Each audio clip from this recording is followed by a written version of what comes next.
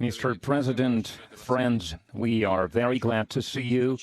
And first of all, I would like to thank you once again for making this decision to participate in the commemorative events to honor the 80th anniversary of the victory in the Great Patriotic War. I remember our constructive and useful conversation back in 2023 when you visited our country for the first time to participate in the Russia-Africa Summit in St. Petersburg.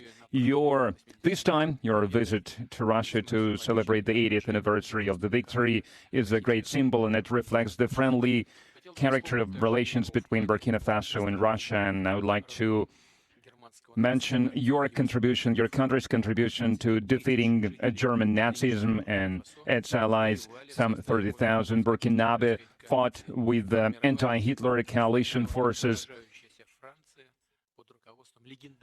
under the guidance, under the leadership of legendary Frenchman Charles de Gaulle.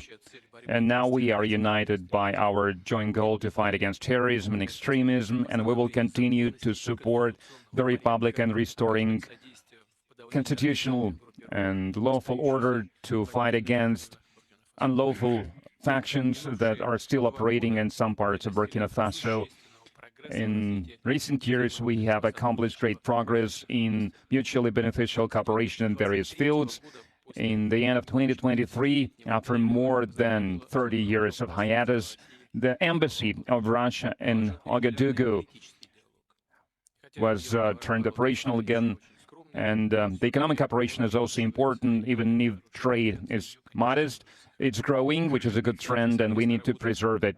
And we will continue to work together on further strengthening our economic ties and diversify further our trade cooperations. And it was useful to hold economic days of Burkina Faso in Russia that were held in 2024.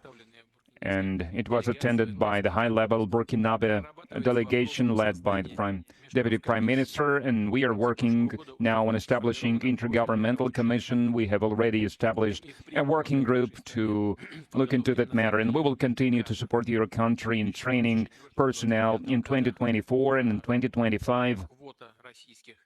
The quota of Russian state scholarship for Burkinabe nationals was more than doubled, and this year we are ready to receive 27 more students from your country at the state's expense, and in total more than 3,500 Burkinabe received higher education in Russia. Cultural and humanitarian ties also play an important part, and it is assisted by the Russian house that is operating in Ouagadougou since 2024. In particular, they are teaching Russian language there. There is a great potential in cooperation in the field of healthcare and sanitary regulations. Recently, on April 24-25, Madam Popova visited Ouagadougou and discussed the development of scientific and research infrastructure and training of personnel. We also prioritize humanitarian support for Burkina Faso. Last year, we allocated 25,000 tons of wheat free of charge, and this month we are going to send a large supply of other food products to Ouagadougou. We appreciate the support from Burkina Faso and many international platforms, including the UN and other multilateral platforms. A useful format of cooperation is the consultations between Russia and Sahel States Confederation. April this year, such a session was held in Moscow with foreign ministers. There are good prospects in many areas, and we will have a chance to discuss some of them today. Thank you for your attention. Thank you very much. Congratulations, Mr. President. I hope I pronounced my felicitation properly. For me, It was an honor to be part of these commemorative events devoted to the great victory anniversary, and I would like to thank you for inviting us. It was a great honor for us. And I need to say that during this visit, I learned a lot.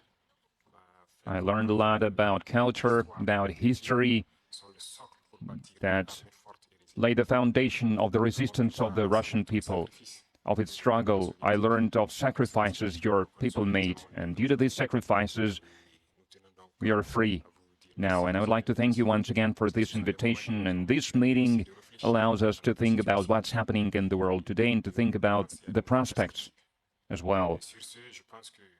The obstacles that we can see today must not stop us. These obstacles, in some way, they are even an advantage, because despite all the sanctions that were imposed on the Russian Federation by many states, Russia is still holding the leading position internationally, and we understand this. We understand how difficult it is.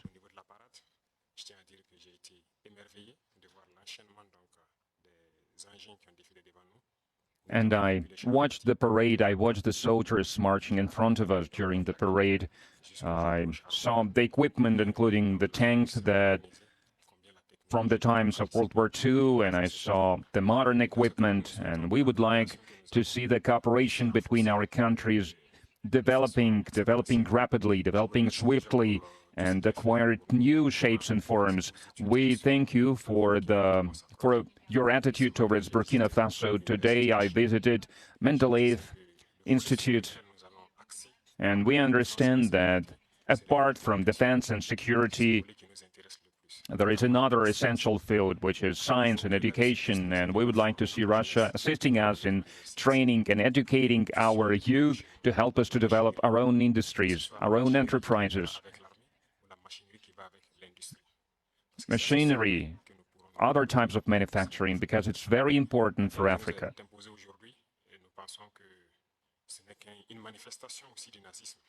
We believe that terrorism that we can see today is a legacy of imperialism, and that's something that we fight against. If we put an end to this war, if we have a strong army, then we can develop our motherland.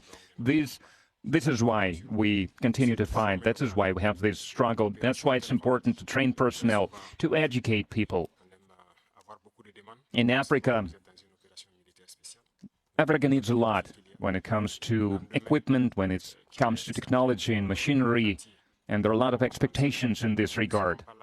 And that's why we still need to do a lot, we need to work a lot, and we would like to request an assistant, and the most important thing you can help with is this exchanges, transfers of technology, exchange of experience. We need to understand how we can use the experience and the know-how that Russian universities have, and how we can spread it to Burkina Faso, how we can open branches of the Russian universities and Burkina Faso to be more efficient in the way we educate our people, our citizens.